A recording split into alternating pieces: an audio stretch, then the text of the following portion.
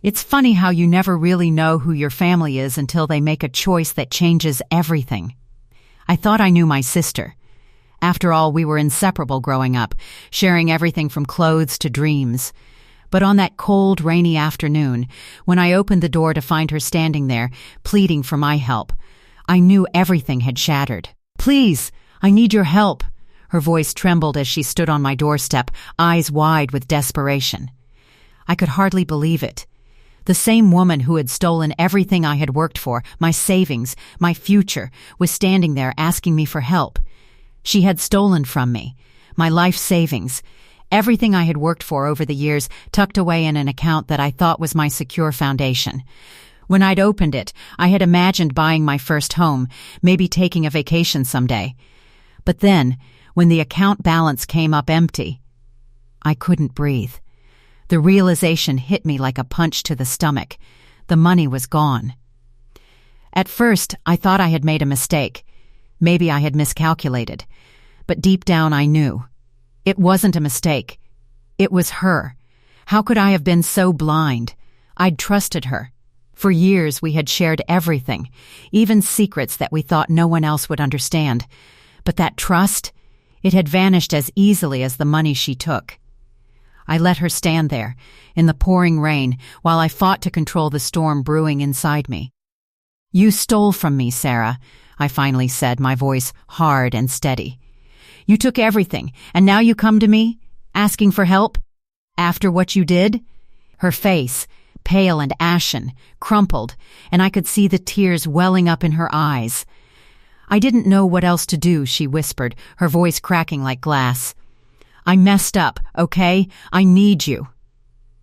I wanted to shout at her, to call her every name in the book, but I couldn't.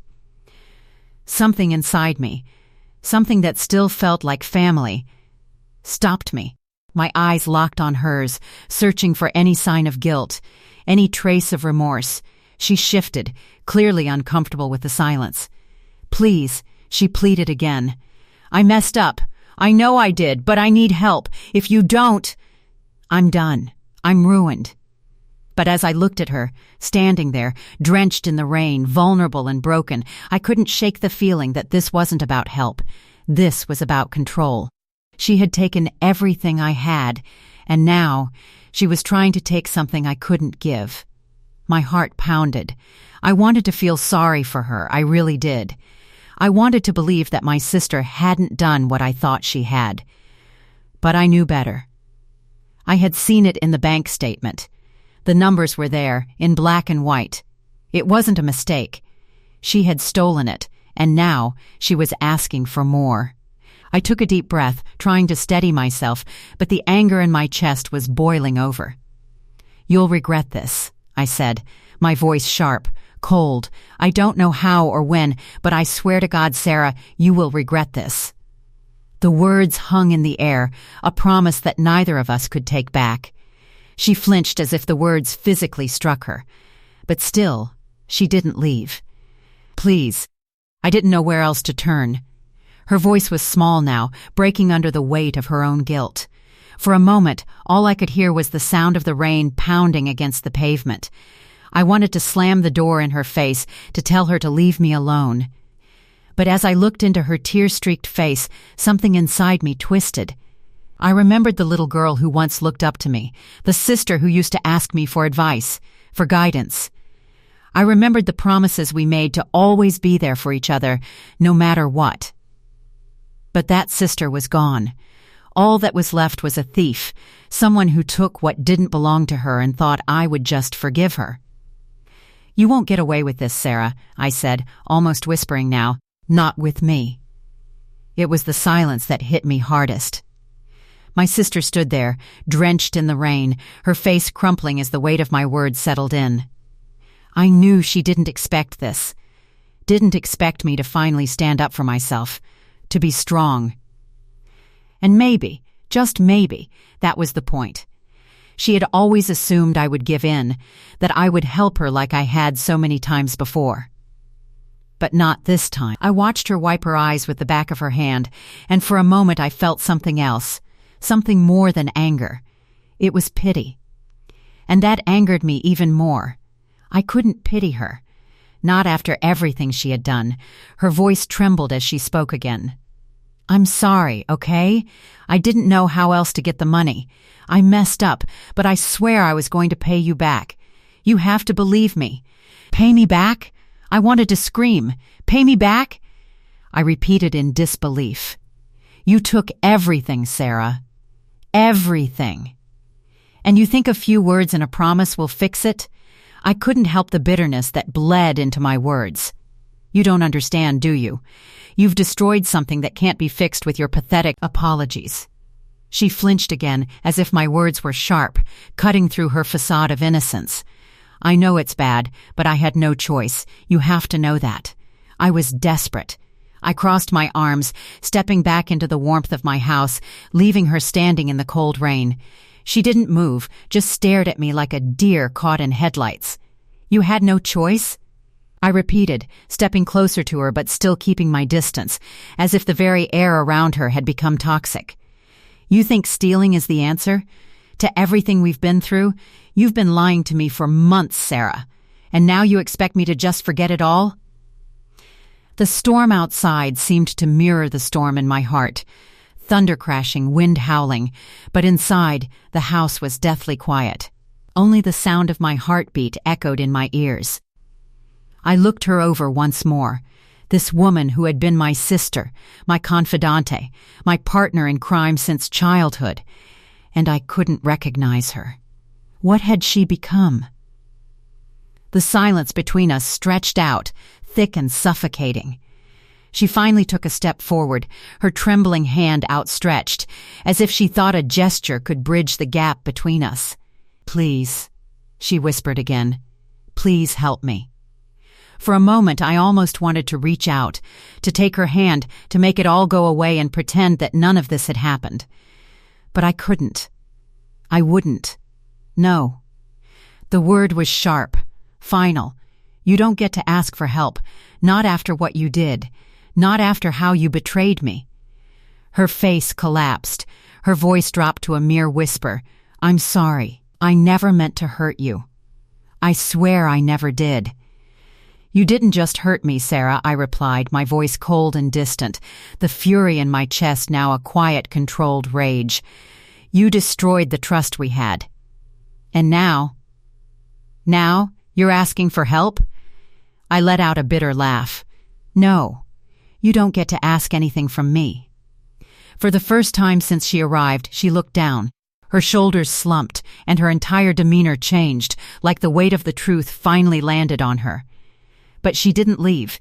Instead, she stood there, silent, and her eyes locked onto mine with a kind of desperation that I had never seen before. "You'll regret this," I said, the words almost tasting like ash in my mouth. "I'll never forgive you for this. Not now. Not ever." It wasn't a threat. It was a promise I would keep. She opened her mouth, but no words came out. The silence hung there for a moment before she slowly turned and walked away, disappearing into the rain. I stood there, frozen, watching her retreating figure fade into the storm. I don't know how long I stood there, but when I finally closed the door behind me, it felt like the final nail in the coffin of our relationship. And yet, despite everything, I felt no sense of relief. Just an empty void. A void where my sister used to be. I sank onto the couch, staring at the door as if she would suddenly appear again, begging for forgiveness, offering a real apology. But I knew better. That was the last time I would ever see her as my sister. The betrayal was too deep, and the damage was irreversible. The days that followed felt like a blur. I moved through the motions, but everything felt hollow. It was like the world had shifted on its axis, and I was struggling to find my footing. My sister Sarah had left my house that day, but the aftermath of her betrayal lingered in every corner of my mind. I couldn't escape it. I kept replaying that moment over and over in my head, the look on her face, the pleading in her eyes, the way she begged for forgiveness. But the truth remained, she had stolen from me. She had taken everything I had worked so hard for, and no matter how broken she looked, I couldn't let her back into my life. But still, it wasn't easy. I found myself sitting by the window one night, staring out at the darkness, wondering what had gone wrong. How had my sister, the person who was supposed to have my back no matter what, become someone I couldn't trust? The guilt gnawed at me, but I knew the choice I had to make. I couldn't help her. I'd been so angry at her for so long, and now it felt like the anger was all I had left. The pain of what she had done ran deeper than I could have ever imagined. But the more I thought about it, the clearer it became. The only way to protect myself now was to let her go completely. It wasn't just about the money anymore. It was about the years of lies, the broken promises, and the destruction of everything I thought I knew about her. But then, the phone rang. I stared at the screen for a moment before answering. I already knew who it was. Sarah. Please. Just hear me out. Her voice was shaky, desperate. She wasn't calling from her usual place of confidence. There was something raw, something vulnerable in her tone, and for a moment, I almost let myself soften. But then, I remembered. I remembered the empty bank account. I remembered the betrayal. I remembered the promises that had been broken. I can't do this anymore, Sarah, I said, my voice flat, betraying none of the emotion that was tumbling inside me. You took my money. You took everything. And now you expect me to help you? I can't. I can't keep doing this to myself. Her silence was deafening. For a moment, I thought maybe she had hung up, but then I heard her voice again. Quieter this time. I never meant for it to go this far. I swear I didn't. But I'm so sorry. I don't know what else to do. Please, don't turn your back on me. I felt the familiar tug of sympathy, the way she always knew how to twist the knife. But I couldn't. I had made my decision. I had to protect myself. Sarah, I said, my voice shaking despite my best efforts. You've made your choices, and I've made mine. There's nothing more I can do for you. She didn't respond right away. It was as if she were processing the finality of my words. When she spoke again, her voice was low, almost broken. I never thought you'd turn on me like this, after everything we've been through. The words hit me like a slap. Turn on me? Hadn't she already done that to me? Hadn't she already turned her back on me the moment she decided to steal from me? I didn't turn on you, Sarah, I said, my voice quiet but resolute. You turned on me first. You made the choice to steal from me. And now I'm making the choice to protect myself. I'm done. The silence on the other end of the line stretched longer than I could bear. For a moment I thought maybe she would cry. But then I heard the click of the phone. She hung up. I didn't feel relief. I didn't feel the closure I thought I would. I just felt empty. The truth was, I had always been the one to hold on. Even when we fought, even when she betrayed me in little ways, I held on. I kept reaching out, trying to mend what was broken. But now, I realized the truth. I couldn't fix this, and maybe, just maybe, it was time to let go. I sat there for what felt like an eternity, staring at the empty space where her name used to be on my phone. My sister was gone. I had to remind myself of something I had never wanted to accept. I couldn't save her. Not this time. The days that followed the phone call felt strangely heavy. I wasn't sure what I had expected. I thought the distance I had placed between us would feel like a weight lifted off my chest. But instead, it felt like a void had opened up, swallowing me whole. I went to work, carried on with my daily routines, but everything felt off. I had made the choice to cut Sarah out of my life, to protect myself from the betrayal she had caused. But deep down, I couldn't shake the feeling that I had made the wrong decision. My mind wandered back to the years we had spent together, shared secrets, late-night talks, childhood memories. I couldn't help but wonder if I had been too harsh, if I had reacted too quickly. But every time I tried to second-guess myself, I remembered the bank account.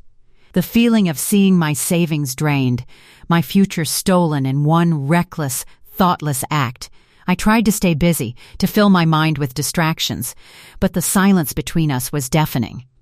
I kept checking my phone, half expecting her to reach out, to send a message or make another call, but there was nothing. She had disappeared just as quickly as she had come back into my life. Days turned into weeks, and still no word from Sarah. I began to wonder if maybe, just maybe, she had taken the hint. Maybe she had realized the magnitude of what she had done and was giving me the space I needed. Maybe she was ashamed. But then came the letter. It arrived one morning, tucked into my mailbox, just like any other letter, except this one felt different. I held it in my hands, the envelope thick with tension. My heart raced as I turned it over, my name written in her familiar handwriting. I almost didn't want to open it, but I couldn't resist. I tore open the envelope, and as soon as I read the first line, I knew what this was. I know you won't forgive me. I don't deserve forgiveness. The words hit me like a blow to the stomach.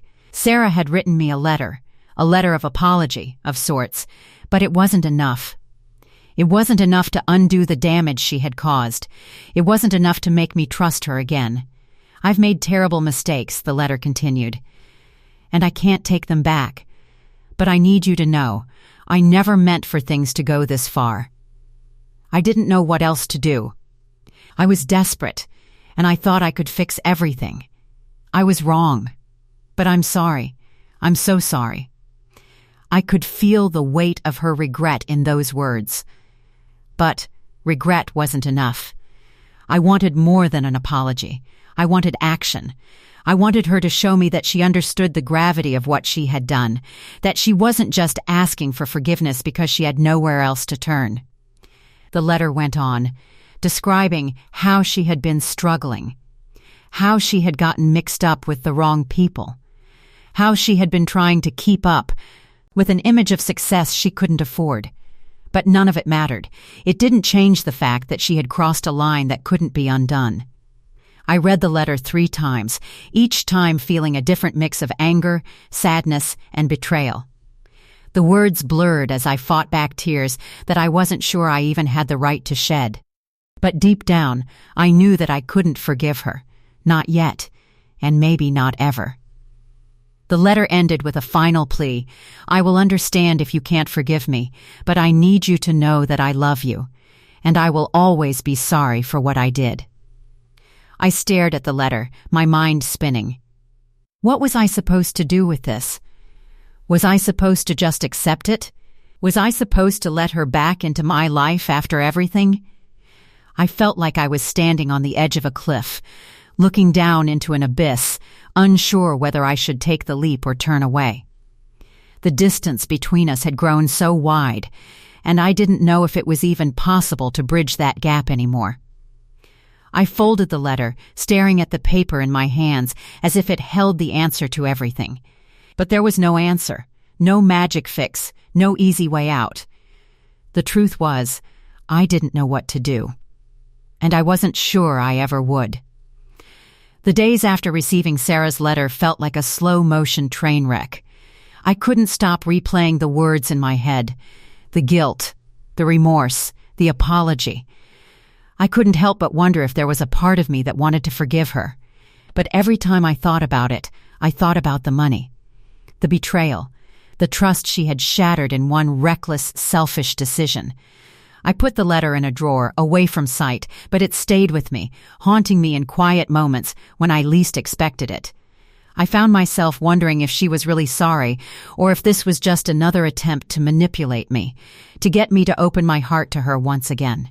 After all, this wasn't the first time she'd made promises, but this time it felt different. This time, the damage felt irreversible. The phone never rang. There were no follow-up messages, no attempts at reconciliation. It was as though Sarah had disappeared entirely, leaving me to wrestle with the aftermath of our fractured relationship alone. One afternoon I found myself walking down the street, deep in thought, when I passed the old cafe where Sarah and I used to meet for coffee. It was one of our spots, a place we'd visited since we were teenagers. The memories hit me like a wave, laughter, secrets, dreams, shared over cups of steaming coffee. It had been years since we had gone there together, but the thought of it now seemed almost impossible. How could we ever go back to that? How could I ever go back to the sister I had loved and trusted? I stopped in front of the cafe, staring at the door, but I couldn't bring myself to go in. I didn't know if I could bear the weight of the memories that place held. Suddenly, a figure appeared in the window, someone I recognized instantly. It was her, Sarah. She was sitting alone, looking down at her coffee cup, her face tired and drawn. I could tell she hadn't slept much, and for a moment the image of her brought back a flood of emotions. My heart softened, but only for a moment. I turned away, unable to face her. But then something strange happened. A small, nagging thought crept into my mind. What if I was wrong? What if this was my chance to make things right? What if she was genuinely trying to change? The possibility of reconciliation lingered in the back of my mind, but I quickly dismissed it. I couldn't. Not yet. Maybe not ever. As I walked away, I heard the faint sound of a voice calling my name. I stopped, my heart skipping a beat. There she was, standing in the doorway of the cafe, her face uncertain, her eyes searching for me. It was like the world had stopped turning. I stood there, rooted to the spot, frozen by the pull of something I couldn't name. "Please, just talk to me," Sarah called out, her voice barely audible over the noise of the bustling street.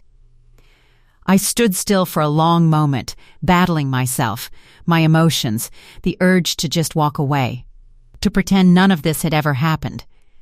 But I knew I couldn't. Not anymore. I slowly turned toward her, and for the first time in weeks, I met her eyes. They were filled with sorrow, regret, and something else. Something almost fragile. "I didn't mean to hurt you," she whispered, stepping closer. "I was wrong, and I know I don't deserve your forgiveness, but I need you to know I'm sorry. From the bottom of my heart, I'm sorry for everything." Her words hit me like a tidal wave, and for a moment I felt the walls I'd built around myself start to crack. There was so much pain, so much betrayal, but in her eyes I saw something that I had almost forgotten: vulnerability. She wasn't the sister I once knew, but there was still a part of her buried beneath the hurt, beneath the selfish choices. I could see it in the way she stood there, hesitant, waiting for me to say something, anything. The silence between us stretched, long and heavy, and I realized something. Forgiveness wasn't just about the apology. It wasn't about forgetting what she had done or pretending that everything was okay. Forgiveness was about letting go, about freeing myself from the chains of anger and bitterness that had bound me for so long. "I don't know if I can forgive you, Sarah," I said softly, my voice barely above a whisper. "I'm still angry. I'm still hurt. But..." I paused, the weight of my own words sinking in. "I'll try. I can't promise it'll be easy. I can't promise everything will go back to the way it was. But I'll try." A flicker of hope crossed her face. It wasn't the full forgiveness she had hoped for, but it was a start. She took a shaky breath. "Thank you," she whispered, as if she hadn't dared to hope for anything at all. I didn't know what the future held. I didn't know if Sarah and I could ever truly repair what had been broken between us. But in that moment, standing in the street, surrounded by the noise of the world moving around us, I realized something important. Forgiveness wasn't about forgetting. It was about healing. Maybe, just maybe, we could both heal. The days after that moment felt strange, as if I was caught in a limbo. I had offered Sarah a fragile, hesitant form of forgiveness, but I wasn't sure what it meant. Could we really rebuild what had been broken? Could I ever fully trust her again? The questions lingered, unanswered and heavy, as I tried to navigate this new chapter of our fractured relationship. I still remembered the weight of that moment when I saw her standing outside the cafe, her eyes filled with regret. It wasn't the dramatic, emotional reunion I had imagined. There were no sweeping gestures or tearful apologies. It was raw, painful, and real. And maybe that was the point. It was a step, not a solution, a chance at healing, if we were both willing to take it. But healing wasn't easy. It wasn't quick, and sometimes it felt like 2 steps forward, 1 step back. We started talking again, cautiously at first. Small conversations, awkward silences, and a few attempts at rehashing old memories. But every time I saw her, I couldn't shake the memory of what she had done. Every word, every glance, was colored by the weight of betrayal. Still, there were moments, small fleeting moments, when I saw a glimpse of the sister I used to know. The one who would listen to my problems without judgment. The one who would laugh at the dumb jokes we used to tell. Those moments were rare, but they were enough to make me question everything I had convinced myself of. Maybe forgiveness wasn't a single decision. Maybe it was a process. And maybe, just maybe, it was something that could be built over time. We went to dinner once, a quiet, simple meal at a restaurant we used to frequent. The atmosphere was subdued, but there was something about that evening that felt different. As we sat across from each other, the conversation seemed less strained. We didn't talk about the past, not yet anyway, but there was an unspoken understanding between us. We were taking small steps toward each other, not rushing, not demanding instant results. For the first time in a long while, I felt something shift within me. It wasn't forgiveness, it was more like the beginning of it. The first crack in the wall I had built between us. I didn't know if I could ever fully forgive her, but I knew I couldn't keep holding on to the anger. I couldn't let it consume me forever. After dinner, we walked through the city streets, the night air cool against our skin. It wasn't the kind of walk we used to take when we were young. There was no lightheartedness, no carefree chatter. But it felt like a step forward. "You know," Sarah said quietly, her voice barely above a whisper, "I don't know how I can ever make it up to you. I've ruined everything." I looked at her, her face downcast, the weight of her words heavy in the air.